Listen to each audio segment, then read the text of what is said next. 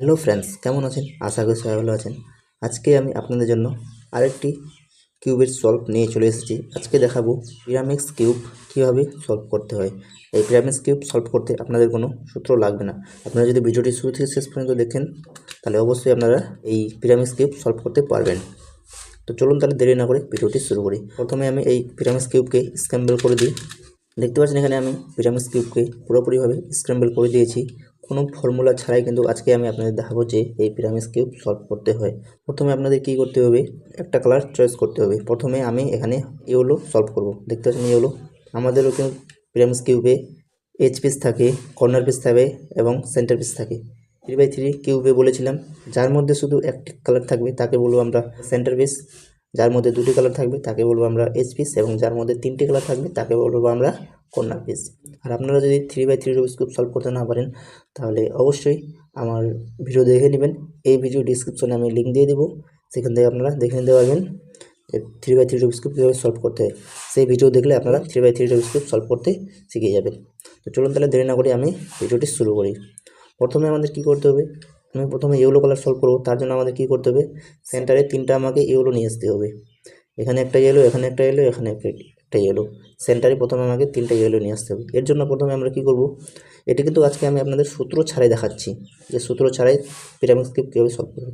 প্রথমে আপনারা দেখব যে এই কর্নারগুলি আছে এর মধ্যে ইয়েলো কালার কোন কর্নারে নেই সেটি আমরা প্রথমে দেখব। দেখতে পাচ্ছেন এখানে, দেখতে পাচ্ছেন আমার কিন্তু এই কর্নারে কোনো ইয়েলো কালার নেই। তাই কী করবো, আমরা এই কর্নারটিকে আমরা এভাবে হাতের নিচে রাখবো। দেখতে পাচ্ছেন আমি এখানে নিচে রেখেছি। নিচে রাখার পর এবার এভাবে ঘোরালে আমার কিন্তু এখানে এইচ পিসটি চলে আসবে। এবার আমি ঘোরাই, একটি চলে এসেছে, একটি বাকি আছে এখানে। এভাবে এটাকে ঘোরালে আমার কিন্তু এখানে চলে আসবে। দেখতে পাচ্ছেন এখানে কিন্তু আমার এইচ পিসটি চলে এসেছে। আসার পর এই যে কর্নারগুলি আছে, কর্নারগুলিকে এইভাবে আমরা যদি ঘুরিয়ে দিই তাহলে কিন্তু এই যে কর্নারটাও আমাদের মিলে যাবে। এই পাশের কর্নারটাও আমি এভাবে ঘুরিয়ে দিই, মিলে গেল। এই পাশেটা ঘুরে দিলাম, এই পাশেও মিলে গেল। মিলে যাওয়ার পর আমাদের থাকলো শুধু এখানে এইচ পিসগুলো মেলানোর। এই পিসগুলো মেলানোর জন্য এবার আমরা কী করব, এই যে ইয়েলো কালারটি মেলালাম এটাকে আমরা কী করব, হাতের নিচে রাখবো। আমরা এবার দেখব এখানে এই যে উপরে এইচ পিস থাকে এখানে, এখানে কোথায় কোথায় আমাদের ইয়েলো আছে এইচ পিসগুলোতে আমরা সেটা দেখব। এখানে আমার একটি ইয়েলো আছে, পাশে কি কালার আছে এখানে আমরা দেখব। এখানে ইয়েলোর পাশে আছে ব্লু, তাই আমাদের এখানে ইয়েলো ব্লু আমাদের কোথায় এই কর্নারটি গিয়ে বসবে, এখানে আসে বসবে আমাদের ইয়েলো এবং ব্লু। এখানে আমরা কি করব, এবার যেই কালারটি আমরা সলভ করব তাকে আমরা এভাবে সামনে রাখবো না, তাকে আমরা এভাবে সাইডে রাখবো। এভাবে আমরা সাইডে রাখবো, যে কালারটি সলভ করব সেই কালারটি আমরা সাইডে রাখবো। এবার সাইডে রেখেছি। সাইডে রাখার পর এবার আমরা কি করব, যেহেতু আমরা এখানে নিয়ে আসবো আমাদের এই এইচ পিসটি, তাই আমরা কী করবো, এই লেয়ারটিকে একবার উপরে টান দিলাম। এই লেয়ারটাকে একবার এখানে আমরা উপরের লেয়ারটিকে এইদিকে টান দেবো। এনে ম্যাচ করালাম। ম্যাচ করানোর পর এই লেয়ারটিকে আবার আমরা নিচের দিকে টেনে নিয়ে আসবো। এখানে দেখতে পাচ্ছেন আমার কিন্তু এই এইচ পিসটা এখানে পুরোপুরিভাবে এখানে বসে গেছে। তারপরে আবার আমরা দেখব উপরের লেয়ারে কোথাও ইয়েলো আছে কি না। এখানে একটি ইয়েলো আছে, এখানে একটা ইয়েলো আছে। এবার আমরা কি করব, আমি বলেছিলাম যে ইয়েলো সামনের দিকে মুখ করে থাকলে হবে না, এটাকে আমাদের সাইডের দিকে মুখ করে থাকতে হবে, কারণ আমি ইয়েলো সলভ করতেছি। এখানে এই কালারটা ম্যাচ হয়ে গেছে। এবার আমরা কী করব, এখানে বসবে আমাদের গ্রিন ইয়েলো, তাই আমি এই লেয়ারটিকে একবার উপরে করব।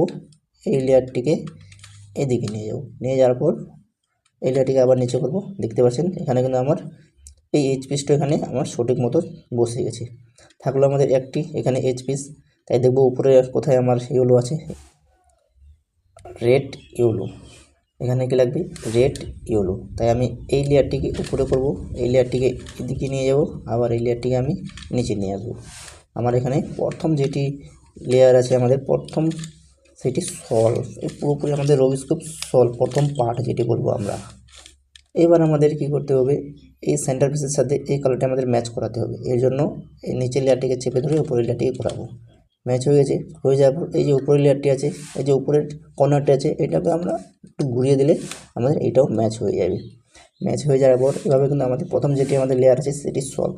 এবার আমাদের লেয়ার সলভ করতে হবে। যেই লেয়ার এবার আমরা সলভ করবো সেটাকে আমরা এবার আবার হাতের নিচে রাখবো। নিচে রাখলাম, রাখার পর এখানে এবার আমি দেখব যে কোনটা আমার কোথায় পড়বে। এখানে কি লাগবে আমাদের, গ্রিন এবং রেড। এখানে আছে আমাদের যেরকম দেখতে পাচ্ছেন এখানে গ্রিন এবং রেড। তাই আমি কি করব, আমি বলছিলাম আমি যেই কালার সলভ করবো সেটাকে আমাদের সামনে মুখ করে রাখলে হবে না, সেটাকে আমাদের সাইডে নিয়ে যেতে হবে। আমি এটাকে একটু সাইডে নিয়ে যাব, সাইডে নিয়ে গেলাম। এই যে আমার লেয়ারটি আছে এটাকে উপরে করব, এটাকে আবার এখানে নিয়ে যাব, আবার এটাকে নিচে করব। আমার এই কালারটি এখানে সলভ হয়ে গেছে। আবার এদিকে দেখব এখানে কী লাগে আমাকে, গ্রিন এবং ব্লু। এই যে গ্রিন এবং ব্লু, এটাকে আবার এদিকে নিয়ে যাব। আমি যেহেতু গ্রিন সলভ করতেছি এটাকে উপরে করব, এই কালারটাকে এখানে নিয়ে আসবো, আবার এটাকে নিচে নিয়ে আসবো। এখানে এবার আমরা রেড সলভ করব। দেখতে পাচ্ছেন এখানে আমাদের কি এখানে এইচপিএসটি লাগবে, রেড এবং ব্লু। রেড এবং ব্লু কোথায় আছে, দেখতে পাচ্ছেন এখানে আছে আমার রেড এবং ব্লু। এটিকে আমরা কি করব, আমি বলেছিলাম যেটি আমি সলভ করব সেটি যেন আমাদের সামনে না থাকে। এখানে আমার রেড আছে, আমি যেহেতু রেড সলভ করতেছি এখানে যেন রেড আমার সামনে না থাকে, তাই আমি এটাকে এই লেয়ারটিকে এদিকে নিয়ে যাব। এদিকে নিয়ে গেলাম, আমি যেহেতু এখানে নিয়ে আসবো তাই আমি এই লেয়ারটিকে উপরে করব, আবার উপরের লেয়ারটিকে এদিকে নিয়ে যাব, এই লেয়ারটিকে আমি নিচে নামাবো। নিচে নামালাম, তাহলে কিন্তু দেখতে পাচ্ছেন আমাদের এখানে পিরামিক্স রুবিক্স কিউব সলভ পুরোপুরিভাবে। তো আপনারা দেখলেন এখানে কোনো সূত্র ছাড়াই কিন্তু পিরামিক্স কিউব সলভ করা যায়। আর আপনারা যদি 3x3 রুবিক্স কিউব সলভ করতে জানেন, অন্য কোনো কিউব সলভ করতে আপনার কোনো কঠিন মনে হবে না। তাই বলবো যে আপনারা প্রথমে 3x3 রুবিক্স কিউব সলভ করতে অবশ্যই শিখেন, তাহলে বাকি কিউব আপনার সলভ করা সহজ হয়ে যাবে।